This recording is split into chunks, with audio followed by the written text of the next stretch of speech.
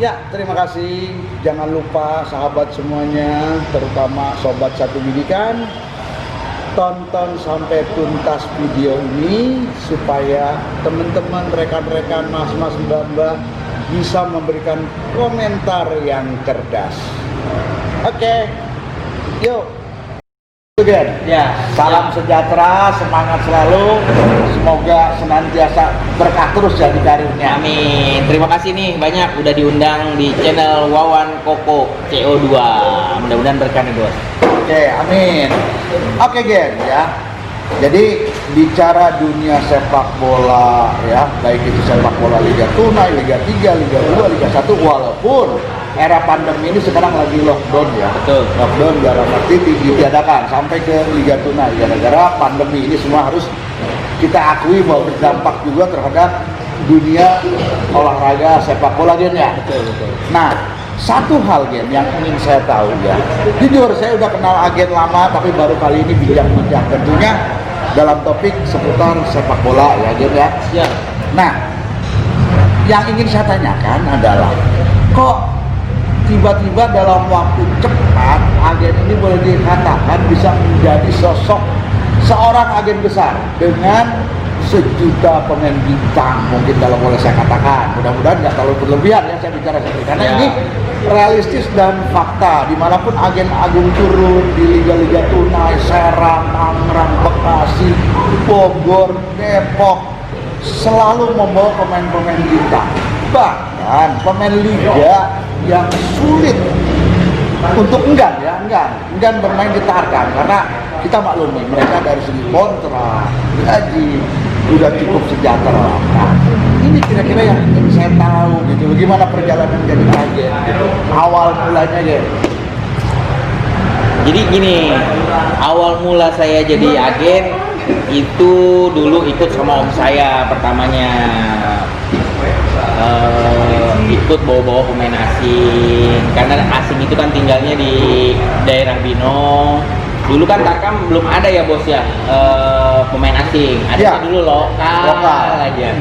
Nah, datang asing ke Indonesia, om deket sama om, terus om ajak-ajak kemana-mana, kita ngikut ke om, dan akhirnya kita perkenalkan tuh pemain asing di Tarkam, dan alhamdulillah mereka menerima di Tarkam. Dan ternyata kalau Tarkam itu kalau ada pemain asing, penontonnya banyak, nambah banyak, karena mungkin aneh lah di Tarkam ada pemain asing, pengen ngeliat Betul. pemain asing. Seperti itu sih bos awal mulanya. Nah, kalau untuk masalah di liga, prosesnya juga jatuh bangun nggak segampang itu.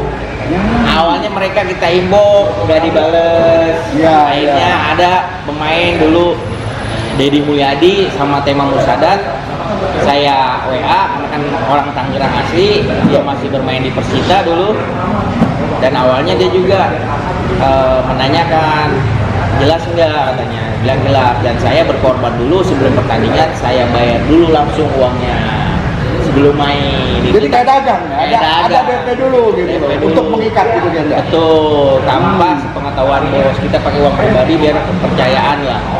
Akhirnya mereka mau datang dan besokannya minta diajak lagi. Dan lama-kelamaan karena saya sering bawa pemain dan orang udah percaya ya, gampang. Jadi ibaratnya dia mau diajak sama Agung kalau untuk bermain. Itu aja sih bos. Dan kalau jujur saya lihat ya, saya juga ngalamin lah jadi bos Tarkam, turun di event-event 32, dan memang animo penonton luar biasa sekali ketika ada bawa pemain asing, apalagi asing dari teknik main bolanya kualitas, ada juga pemain liga. Otomatis masyarakat pengen melihat langsung penampilan mereka. Selama ini mungkin mereka lihat di TV, tapi lihat di Tarkam langsung, dan tentunya ini akan membawa benefit buat semuanya, buat panitia penyelenggara juga, tiket berjual lari, kemudian di lapangan juga banyak sekali pedagang-pedagang musiman lah. Betul. Itu juga benefitnya banyak sekali. Padahal sebelumnya ketika pemainnya hanya selalu dimainkan dengan Tarkam, jujur aja penonton juga tidak membludak ya. Nah, tapi dengan hadirnya pemain-pemain asing memang kontribusi juga luar biasa untuk panitia penyelenggara, bahkan masyarakat sekitar yang bisa berjualan. Betul. Kira-kira seperti itu mungkin Jen ya. Iya betul bos. Nah, oke. Bicara Tarkam nih. saya tahu betul Agen Agung ini sejuta prestasi lah. Saya sering lihat, kita berteman udah lama ya di WhatsApp, zaman BBM. Saya sering lihat update status, angkat trofi juara satu di mana, di Indramayu, Karawang. Bukan hanya Jabodetabek gitu loh. Nah, ini juga saya akuin luar biasa sekali seorang Agen Agung. Dan kalau boleh saya katakan, saya kenal agen-agen lain. Dan salah satu trademark positif Agen Agung ini bisa mendatangkan pemain apapun gitu. Pemain liga bisa didatangkan. Tidak semua agen-agen Tarkam ini bisa seperti ini ya. Saya kira ini salah satu apresiasi dari saya pribadi ya yang luar biasa buat Agen Agung. Kasarnya 2 jempol buat Agen Agung. Begitu kan. Nah, bicara pernak-pernik Tarkam ya. Ya kan? Nah, jujur aja, kalau bicara dunia sepak bola, ya, dunia sepak bola banyak faktor-faktor X, ya.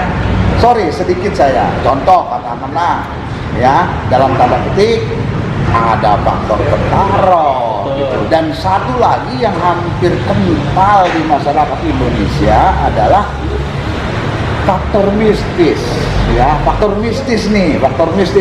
Dukun ada yang bilangnya dukun, ada yang bilangnya orang pinter, ada yang bilangnya mbah, gitu loh. Whatever lah mengenai nama itu.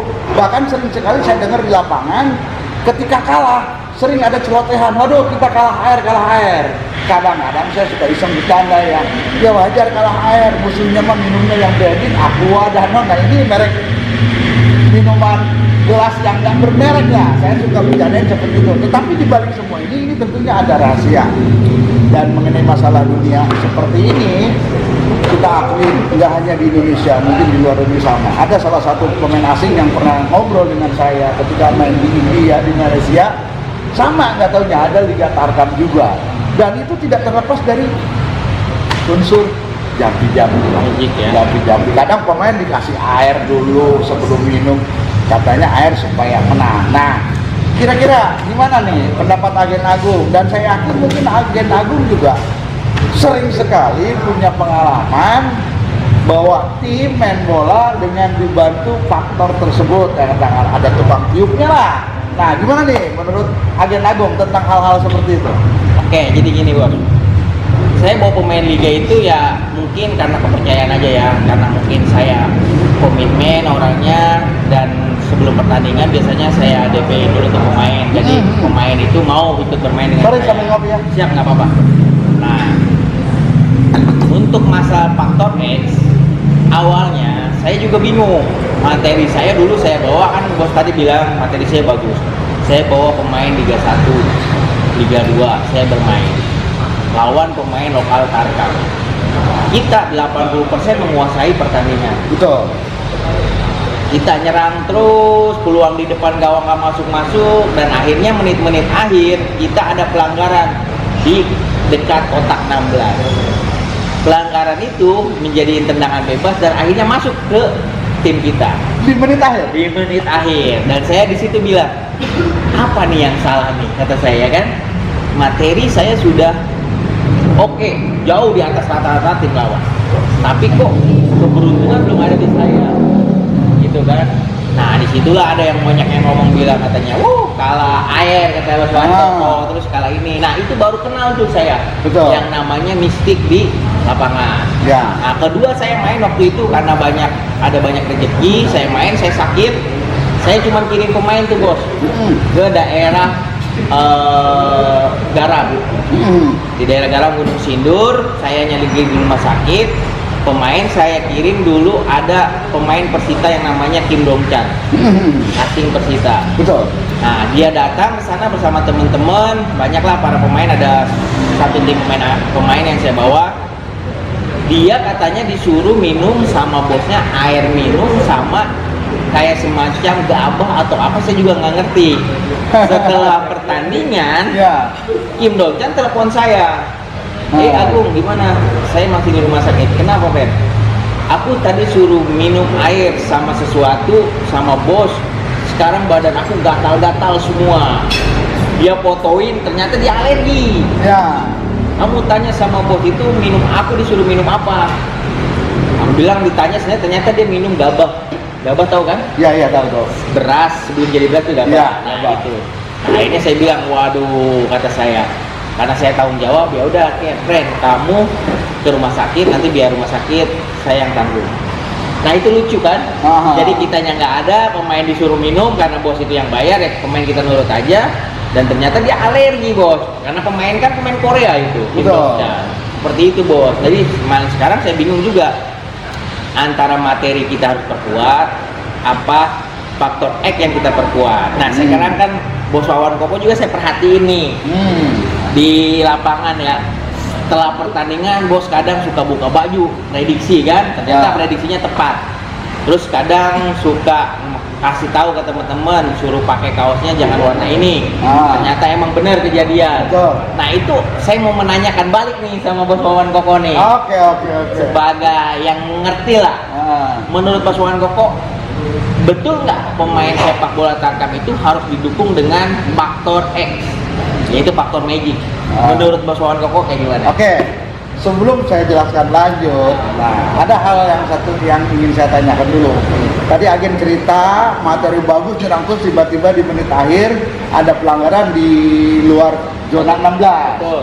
Dan akhirnya tendangan bebas dan itu gol di menit akhir susah tertebus. Nah mungkin saat itu mungkin agen Agung kalau sama saya suruh nyanyi, saya yakin mungkin pasti nyanyinya sakitnya tuh betul nggak ya? Iya. Ya karena seorang agen kalau misalnya menang manjang-manjang otomatis rezeki juga kan nyambung terus. Betul, begitu guys. betul.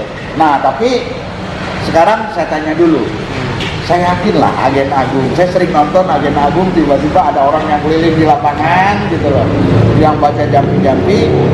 Pengalaman agen Agung sendiri gimana tuh setelah dibantu oleh hal-hal yang sifatnya supranatural lah?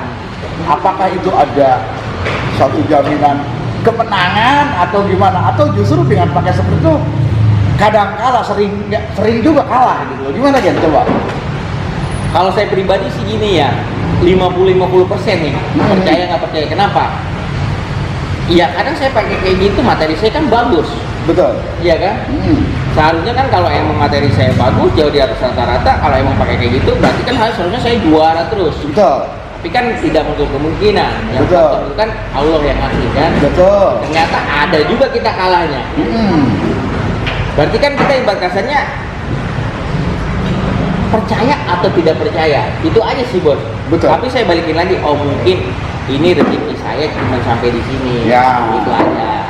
Paling cuma saya bicara, ya kita usoli harus usaha juga kan. Betul. Materi bagus, ya mungkin kalau bosnya namanya di kampung kan udah pasti ada lah adat mereka yang pakai kayak gitu. Tapi tidak menutup kemungkinan juga kita pakai atau tidak. Makanya saya menanyakan itu ke Tuan Koko, sebenarnya di Tarkam itu emang harus pakai faktor S apa harus materi aja yang diperkuat?